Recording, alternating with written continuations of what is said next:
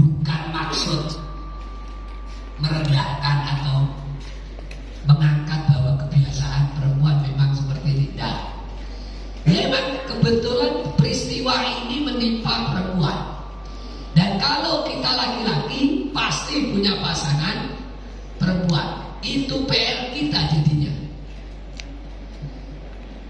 Anas bin Malik menceritakan, Nabi melewati pemakaman kuburan. Tiba-tiba di situ ada seorang perempuan menangis di atas kuburan anaknya.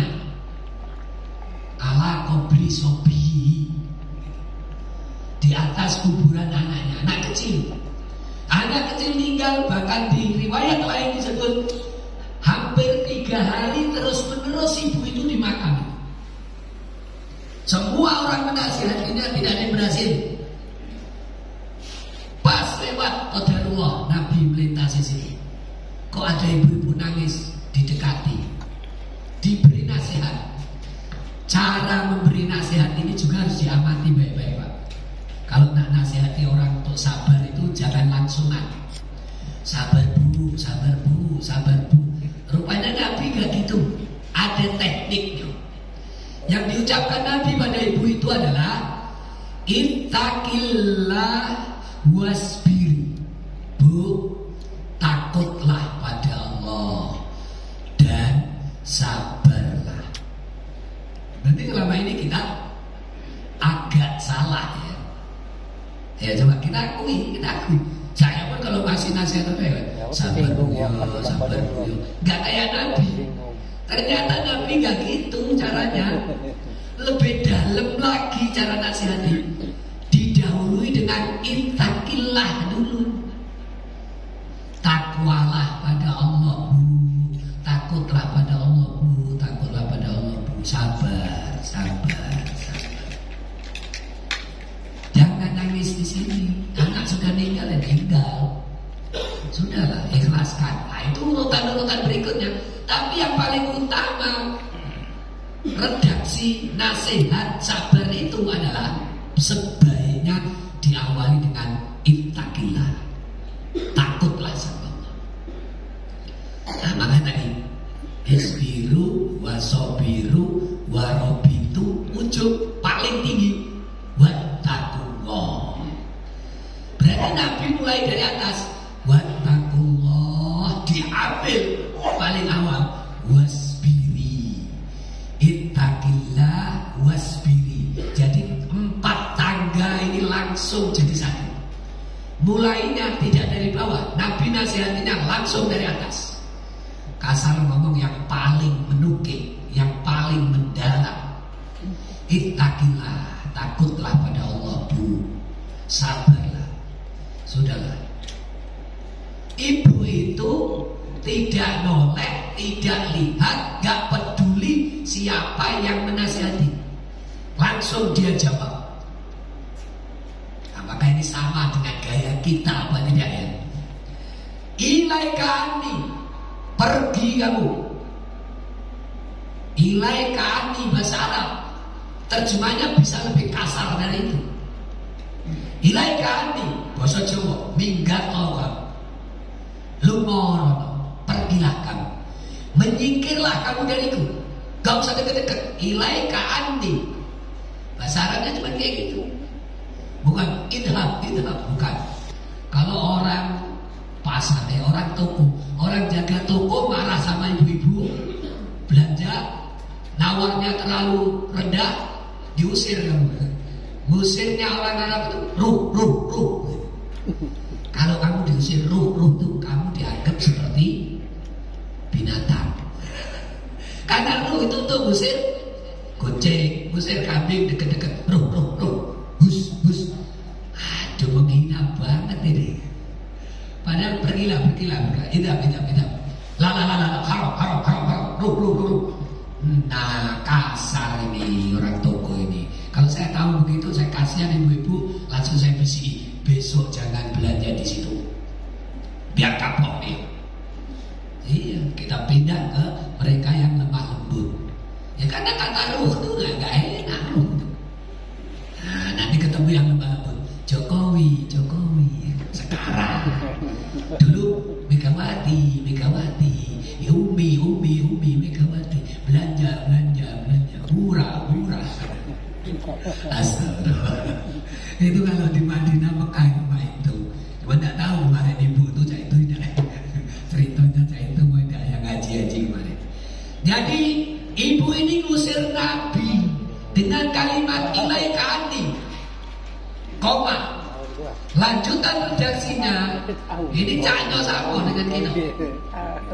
Fa innaka lam tusib bi musibati.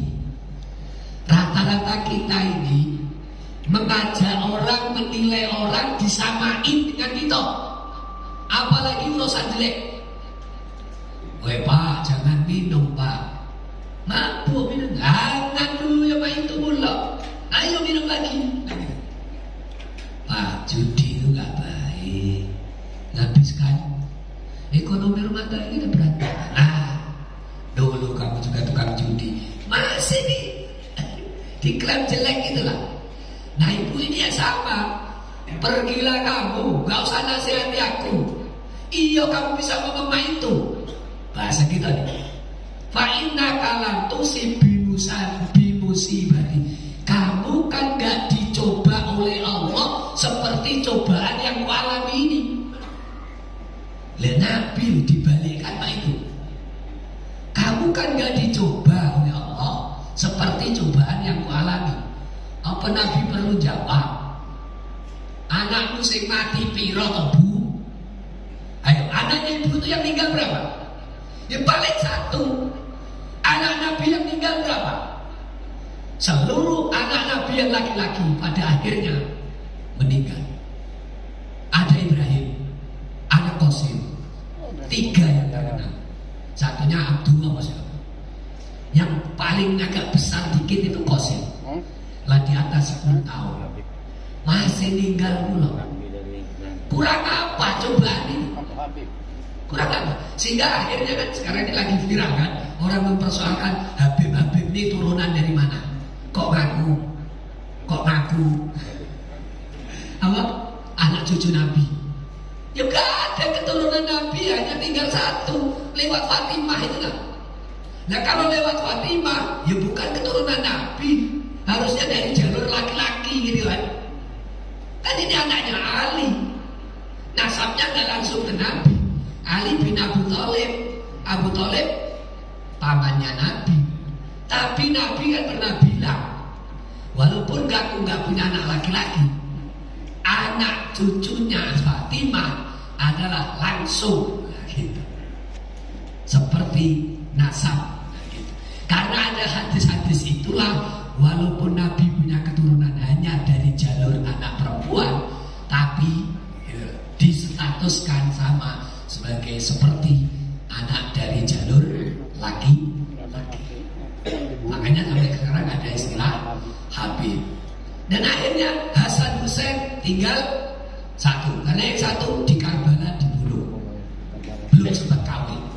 Nah yang 1 sempat punya anak, itu pun laki-laki 1. Terus Zainal Abidin ini sampai 12 turunan itu ketemu silsilah.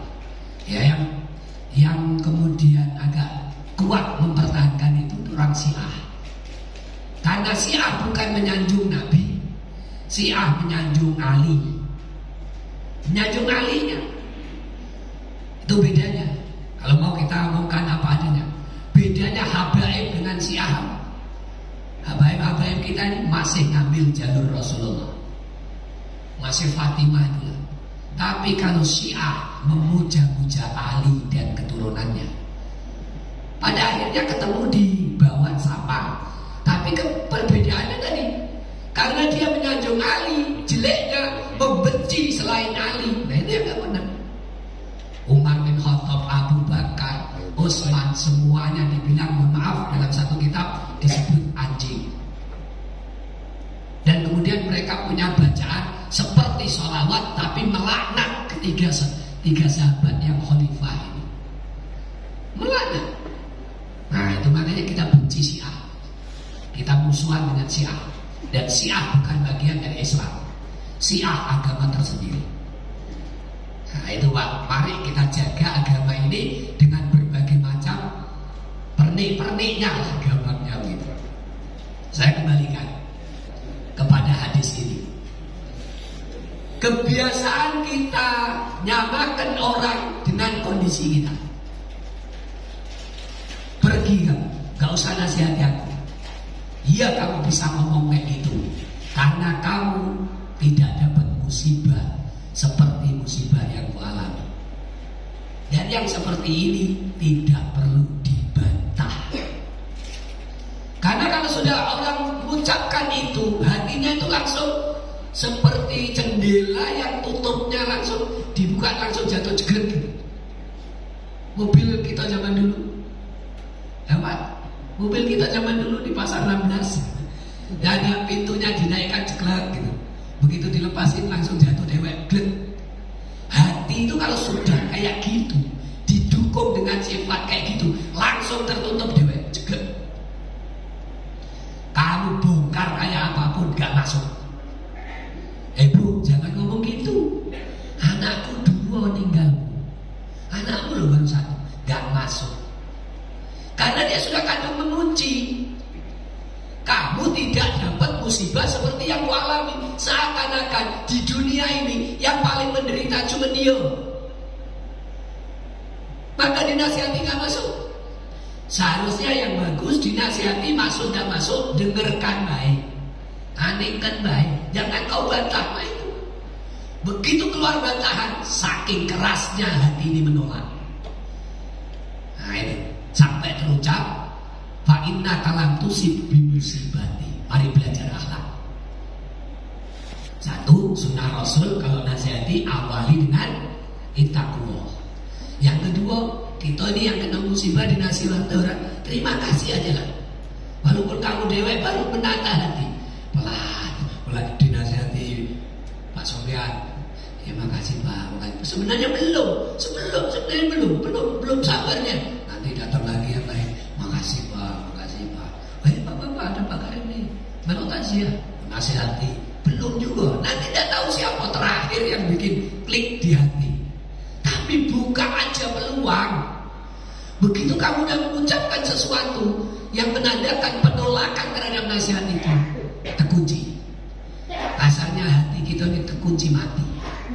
Dan kita yang menasihati kalau udah diusir kayak gitu Pak, gak usah ngotot, udah balik aja.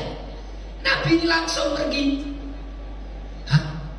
Tidak pula Nabi itu tersinggung terus, aku ini Nabi, kamu itu sok.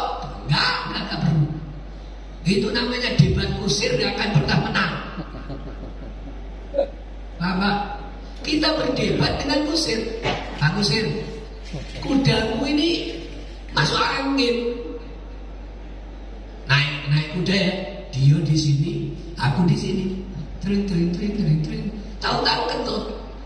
Kudanya yang kentut. Kudanya kentut, aku bilang, Pak Kusir, kudamu ini masuk angin. Ya enggak lah Pak Ustaz, keluar angin lah. Ya enggak, dia kentut tuh gara-garanya masuk angin. Ya kenyataannya anginnya enggak masuk Pak Ustaz. Nah, menang siapa? Walaupun aslinya tanyain Pak Dokter, masuk angin apa keluar angin Pak? Keluar angin. Pak Dokter di rumah sakit gak pernah menang lawan seperti itu. Nabi juga gak terlalu ngapain keluar tenaga banyak-banyak, hilangkan energi tinggalkan.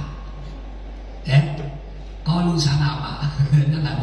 Jangan berdebat dengan orang, mohon maaf, bodoh. Ini termasuk tingkat bodoh. Gara-gara apa? Dia nafsu. Dia gak bisa nerima hati jernih. Dinasihati orang ditolak semua. Makanya dia bertahan sedih di atas makam itu 3 hari. Nabi pergi balik gancang, baru orang itu ngomong, kelewatan sekali kamu ini. Kalau kami nasihati kamu usir, biarlah kami terima. Siapa yang nasihati kamu barusan? Apa?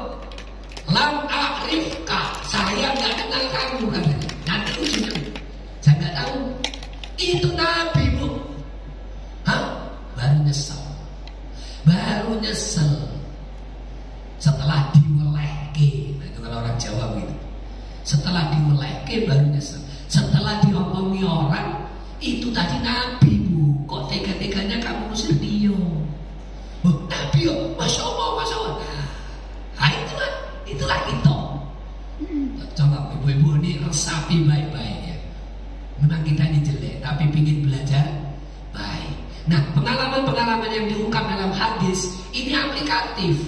Benar-benar harus kita terapkan dalam kehidupan sehari-hari. Kalau kemarin kita itu dengan belajar hadis ini, dengan ngaji sabar ini, besok-besok jangan itu. Harus tingkat ilmu gitu. Ibu ini lari kejar ke rumah Rasul, ketuk pintu Nabi itu gak pernah ada yang jaga. Walaupun dia sebenarnya kehormatannya lebih dari presiden. Nabi gak pernah bentuk pas pampres, gak ada. Dan ibu itu datang ke rumah Nabi, ketemu pintu Nabi, gak ada yang jaga pintu. Lalu diketuknya, Assalamualaikum. Nabi keluar. Langsung ibu itu dengan tanpa basa-basi minta maaf Rasul. Aku gak kenal kamu, lam a'rifka. Tadi itu aku udah ngerti kalau itu kamu. Sebenarnya kenal, cuman bahasa Arabnya tadi. Ya, dia bilang walam ta'rifhu. Ana lam a'rifka. Saya gak kenal kamu tadi itu. Sebenarnya kenal, yang menutupi alam bawah sadar kamu itu. Kalau kamu sadar niat pasti kenal. Ya dah. Yang menutupi alam bawah sadar kamu adalah kemarahan itu, ketidaksabaran itu, sehingga membuat kamu gak netral lagi. Sudah diracuni oleh hal-hal yang Masya Allah.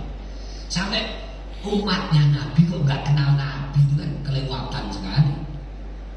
Nah akhirnya sudahlah Bu, gak usah banyak kata. Nabi langsung mengucapkan kalimat innamas sabru hindas sotmatil ula. Ngapa Bu? Kamu nak sabar sekarang? Kamu nak sabar sekarang? Setelah 3 hari anak meninggal, dinasihati banyak orang. Terakhir aku nasihati, misalnya dipanjangkan pembicaraan ini. Ya ini kan gaya saya saja supaya bikin penasaran. Kalau Nabi nggak mau banyak kata. Jadi kamu sekarang nggak sabar, nggak bisa. Sabar sejati itu mestinya muncul sejak pertama kali kamu dapat benturan. Sejak pertama kali kamu dapat musibah, mestinya langsung sabar. Innamas sabru indas sotmatil ula. Jadi ibu ini termasuk orang yang sabar tapi gagal. Nah supaya kita tidak gagal sabar, mari belajar dari sekarang. Kapanpun ada musibah, kapanpun ada kabar tidak baik, harus siap sedia setiap saat. Ini yang perlu dihafalin adalah, kalau ceritanya nggak perlu dihafalin, sudah melintas dewek. Tapi yang harus dihafalin di dalam hadis ini adalah innamas sabru indas sotmatil ula.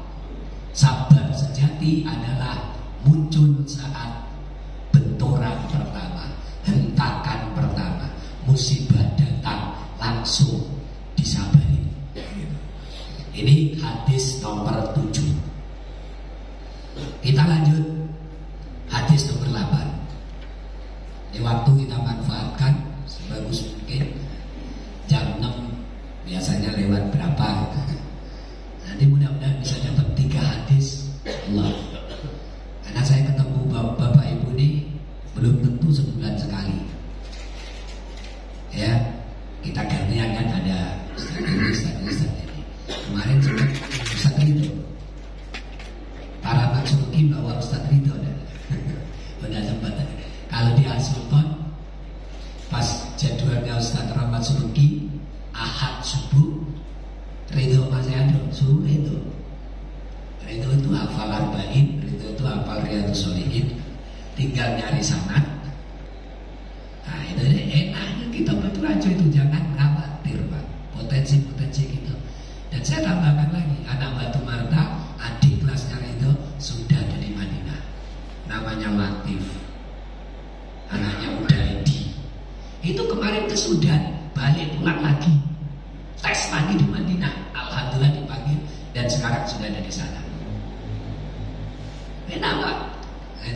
Sudah gratis total. Jadi adik kelasnya kalau Redo ke semester 3, si Latif ini berarti baru masuk semester 1. Itu bisa kita pantau, kita baca. Langsung saya bapaknya, udah Edi minta nomornya Latif. Nah, jangan dihubungi. Saya nggak hubungi, saya mau nemui. Hah? Ya, saya tanggal 7 sampai 10 ada di Madinah. Kalau pas melewati hari Jumat, mereka libur, kita bel, insya Allah datang ke kamar kita, datang ke hotel kita. Bisa ngobrol-ngobrol dikit. Nah, itu bagusnya kita punya anak-anak ada di sana. Pulangnya nanti kita harapkan mengisi, ya, dan lebih membuat Batu Raja makin berkualitas. Kita nggak ngandelin orang lain seakan-akan MCMA bertebaran, anak-anak kita dewek. Alhamdulillah. Harus bangga Bu, walaupun bukan anak kandung. Anak-anak kita. Sekarang kita baca hadis ke-8. Wa an Abi Hurairah anna Rasulullah sallallahu alaihi wasallam yaqulullahu ta'ala ma li abdil mu'mini indi jazaa'un idza qabaltu safiyahu min ahli dunya summa ihtasabahu illal jannah. Rawahul Bukhari. Ibu tadi kalau ngerti hadis ini aman, Pak. Hadis ini apa tekanannya? Perhatikan baik-baik. Abu Hurairah radhiyallahu anhu meriwayatkan, sesungguhnya Rasulullah sallallahu alaihi wasallam itu telah bersabda. Isi sabda Nabi adalah firman Allah. Kalau ada firman Allah tidak masuk Quran, disabdakan oleh Nabi, namanya ya hadis qudsi. Hadis qudsi. Ini hadis qudsi. Apa yang difirmankan oleh Allah? Saya ini menjaga lisan betul ya.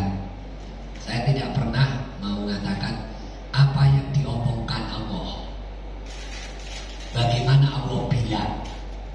Enggak, jangan biasakan mubalik dari keceplos kalimat-kalimat yang kurang satu. Tetap tolong jaga ada akhlaknya. Kalau Allah berfirman, Rasul bersabda, Karim ngomong, tidak apa-apa. Sama dengan orang Jawa itu, bapak dawuh, paman ngendiko, Karim ngobrol, tidak apa-apa. Tapi kalau untuk bapak, untuk paman, untuk kiai, itu ada terap-terapannya. Kita udah diajari Indonesia ini, Allah firman Allah, kata Allah, kurangilah. Allah bilang kurangilah itu. Jangan. Allah berfirman, yang mensabdakan firman Allah adalah Rasul. Maka ini hadis qudsi. Apa isi firman Allah itu? Mali abdil mu'mini, tidak ada bagian bagi hambaku yang beriman. Berarti syaratnya hamba Allah beriman. Tidak ada bagian. Bagiannya cuma satu, gak ada yang lain. Indi jazaun, di sisiku ada pahala. Gak ada bagian lain untuk hambaku yang beriman. Di sisiku, dari aku sendiri langsung. Kalau Allah sudah bilang indi, itu berarti langsung dari sisiku. Gitu.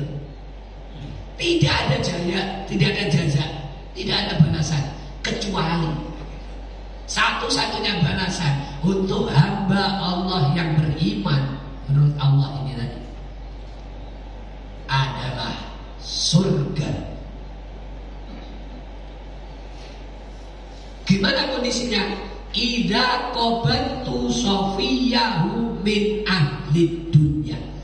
Jika ku genggam lagi sofiyahu, kekasihnya, min ahli dunya, dari penduduk dunia. Jadi ada memang ungkapan kalau Allah ngasih nyawa ke kita, itu berarti Allah membuka tangannya. Kalau nyawa itu diambil lagi, maka bahasa kinayahnya, bahasa majasnya, bahasa sindiran ilmu sastra, itu diistilahkan dengan obat. Saya genggam lagi.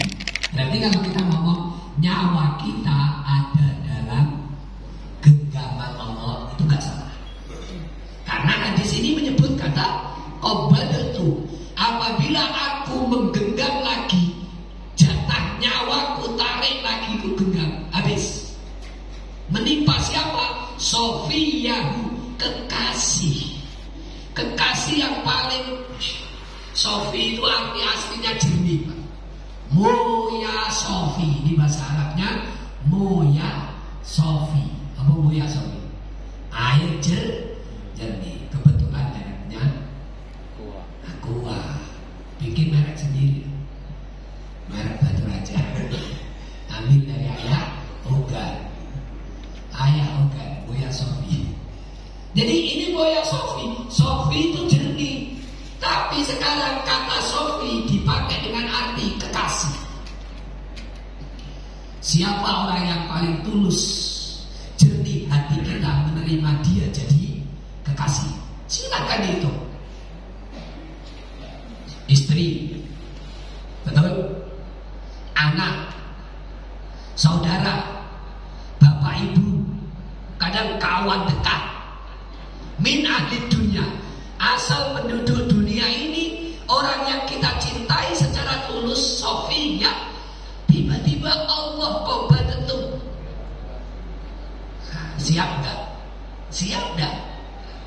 Kalau terjadi seperti itu, hamba yang beriman tadi sikapnya ihtasabahu. Di sini tidak menggunakan kata sobaro, tapi menggunakan kata ihtasabahu. Ihtasaba yahtasibu, dari kata hasiba yahsabu, artinya menghitung-hitung. Hisab, ilmu hisab itu ilmu hitung. Metode hisab lawannya metode ru'yah. Orang NU itu metode ru'yah, orang Muhammadiyah metode hisab. Tapi orang NU suka hisab, ahli hisab, ahli hisab tapi aliran ru'yah. Itu guyon. Hisab itu artinya ngitung, Pak. Ihtasabah, bacanya kita ini akal sehat, hati nurani, menghitung-hitung. Meskipun kekasih kita meninggal, kira-kira dibandingkan dengan nikmat Allah yang lain, mana lebih besar? Sekarang kita dicoba kekasih kita diambil kembali berapa? Bacanya gitu. Kalau nggak bisa ngitung kita ini pasti marah, pasti butuh, pasti kecewa. Mana Allah itu? Nah, hambaku yang beriman harus punya sikap sabar, lebih dari sabar, tingkatannya sampai ihtisab. Bisa memperhitungkan diri harus bersikap bagaimana, bisa mengikhlaskan itu semua, masih punya optimisme. Guyon tapi serius. Seandainya anak kecil kita yang meninggal, ihtasaba, kalimat yang lebih tepat ihtasaba, bukan sabar, lebih dari sabar. Ihtasaba, sudahlah Bu, sabar. Ihtisab. Aku gak ngerti artinya ihtisab. Optimislah. Coba hitung nikmat Allah yang lain. Anakmu ada berapa? 3, lanang 2, betina 1. Terus yang meninggal ini betina ihtasabah, tetaplah penuh harap. Jangan merasa buntu, jangan merasa mandek seakan-akan dunia kiamat. Jangan bu, ihtasabah. Kamu masih muda, ihtasabah, optimislah, bikin lagi. Guyon, guyon, kayaknya guyon, tapi itulah pendistribusian kalimat ihtasabah. Mohon maaf ya, ini kadang-kadang memang harus dirasa betul Pak. Ini misalnya contoh 9 bulan kalau saya baratnya tidak pernah ngaji kayak gini. Saya ini pernah didalili wong Pak, gara-gara telegram. Gara-gara telegram terlambat tahun 96 gak ada telepon, adanya telegram. Masuk telegram kok seminggu. Surat kilat, super kilat gak ada. Seminggu Pak baru nyampe. Yang aneh itu orang nerima langsung dibuka itu. Siapa yang berani buka ya? Pak Ramadan, Abah Ramadan, dibawa ke SMA. Wah, dibaca orang saya SMA, saya dipanggil. Ustaz, berhenti dulu. Nah, stop sampai situ lah. Loh, saya ini tutor Pak. Ini si pesantren kilat, rombongan Juremi Selamat, kelas 2 SMA. Ada di kelasnya. Saya masih ingat.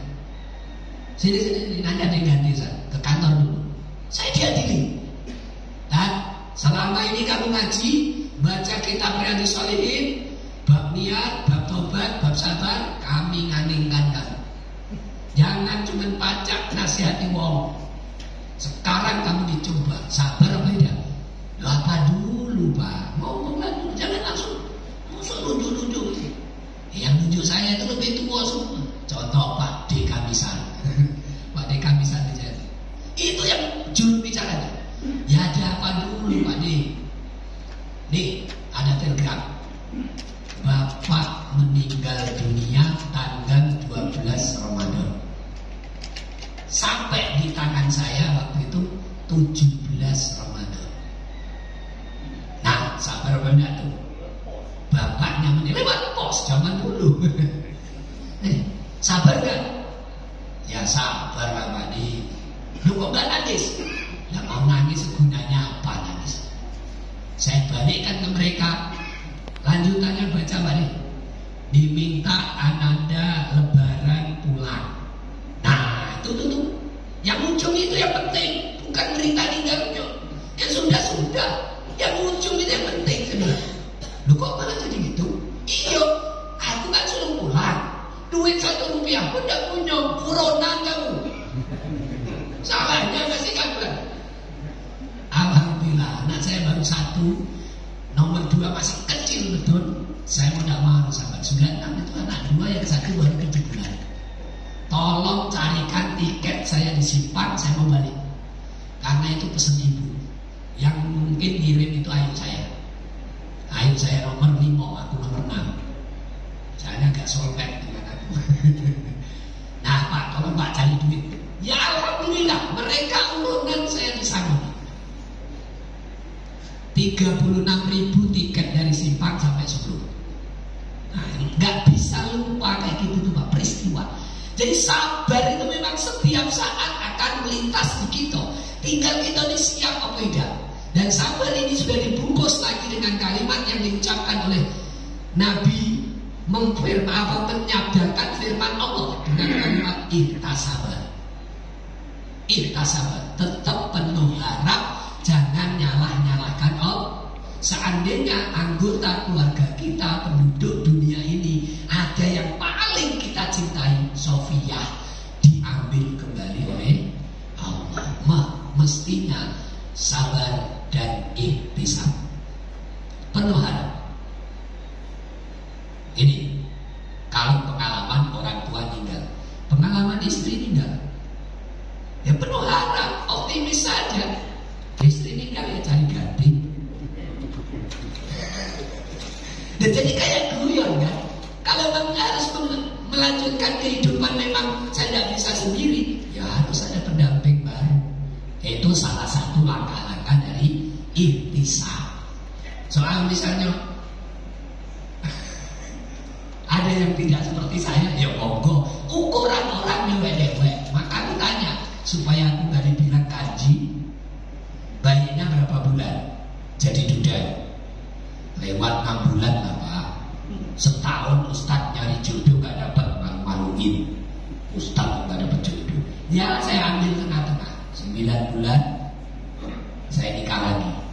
Dan di Basnas ada 3 orang tua saya, Pak Admiati, Kakanda Sofian dengan Pak Arfan Zainal. Posisi Pak Arfan Zainal duda, 2 tahun belum nikah. Kamu niru aku beri? Enggak Pak, kelamaan. Kamu tua, aku masih muda, aku di Pak 51 Pak. Nggak bisa kalau niru sampai 2 tahun, nggak kuat aku. Lah kapan kamu nak nikah? Pokoknya balik haji aku nikah. Nah itu hitungan 9 bulan. Alhamdulillah dapat gitu. Apa aku manggil Mamang Rahmat? Karena istriku ini ponakan Pak Rahmat. Itu artinya kadang-kadang kita ceritakan ini apa? Memaknai dari sisi kata-kata dalam hadis harus kita tafsiri dengan kata-kata yang ada di bumi ini. Ada istilah membumikan Al-Quran. Kita membumikan hadis sesuai dalam kehidupan sehari-hari. Kalau ada anggota keluarga kita yang paling kita cintai, sabar, intisab, tetap penuh harap, optimisme. Pasti ada pengganti. Seandainya gak ada pengganti, bukan berarti dengan meninggalnya satu orang semuanya akan berantakan. Enggak. Semuanya selesai urusan. Enggak. Kehidupan kamu akan tetap baik-baik saja. Tinggal kamu optimis atau tidak, kamu sabar atau tidak. Terakhir Pak, sudah ada titik. Saya lengkapi satu hadis lagi, yaitu hadis tentang anggota badan dicoba oleh Allah. Bunyi hadisnya begini. Wa an Anas radhiyallahu anhu qala sami'tu Rasulullah sallallahu alaihi wasallam yaqul. Nanti di Riyadhus Shalihin kita loncati nomor 9, saya baca nomor 10 supaya sinkron hari ini benar-benar mengenai itu. Innallaha ta'ala yaqul idza batalaitu abdi bihabibataihi fasabara awwatuhu minhumal jannah yuridu ainahi rawahul Bukhari. Pendek dari Anas bin Malik. Nomor 8 tadi Anas bin Malik juga. Oh Abu Hurairah. Nomor 7 Anas bin Malik. Nomor 8 Abu Hurairah. Sekarang balik ke Anas bin Malik lagi. Dari Anas bin Malik, ia berkata, saya mendengar Rasulullah sallallahu alaihi wasallam bersabda. Sabda Nabi, sesungguhnya Allah Ta'ala berfirman. Berarti hadis ini qudsi lagi. Apa yang difirmankan oleh Allah? Idza talaitu abdi, kalau aku menguji hambaku, kalau aku menimpakan bala, ibtuli itu bala. Saya menimpakan bala pada hambaku. Balanya berupa apa? Bihabibataihi, 2 yang dicintai. Kalau tadi kekasih yang paling dicintai. Sekarang kalimatnya bihabibataihi, 2 hal yang paling dicintai. Fasobaro, lalu orang itu mau sabar. Awwatuhu, saya gantikan dia anhuma, untuk gantikan 2 yang dicintai tadi. Saya ganti al-jannah, surga. Yuridu ainai, apa yang dimaksud 2 yang dicintai? Kedua mata. Pak Bu, kehilangan kedua tangan, masih baca? Kehilangan 2 kaki, ada kursi roda. Kehilangan 2 mata, Masya Allah. Bandingkan yang dua. Gigi habis, pasang gigi palsu. Mata pandangannya hilang, diambil, dicoba oleh Allah. Nak pasang mata palsu. Telinga nggak baca dengar, ada sekarang alat untuk supaya. Tapi kalau mata, pantasan Allah nyebut mata itu habibatai, dua yang paling kamu cintai, anggota badan yang paling kalau kamu dicoba rasa menderitanya paling tinggi. Kita enak bisa melihat kawan-kawan kita yang buta sejak lahir, kawan-kawan kita yang entah karena kecelakaan, kawan-kawan kita yang mulai katarak, tidak berani operasi. Kok gak berani Pak? Ada diabetes. Nah, macam-macam kan. Saudara terima seperti itu. Tapi terimanya tadi itu sobaro. Allah akan ganti surga. Kekurangan enak apa? Cari jalan ke surga melalui bab sabar. Sudah dua dapat ini. Asal bisa sabar, ikhlas, terima, tidak merutuk, tetap optimis, tetap merasa akan ada kebaikan. Di dunia kita bisa mensikapi, di akhirat dijamin surga. Tinggal makna kita belajar. Silakan tanya ke teman-teman kita yang sudah gak bisa lihat lagi, gimana Pak rasanya gelap dunia dan lain sebagainya dan lain sebagainya. Sabar Pak ya, ya. Ikhlas Pak ya, digantikan surga. Inilah 3 hadis yang dapat saya bacakan di kesempatan pagi ini. Mohon maaf di sela-sela suara yang agak kurang. Mudah-mudahan Minggu, Senin, Selasa saya bisa istirahat. Rabu saya berangkat, Kamis terbang ke Madinah. Insya Allah. Nah ini masih kuat deh.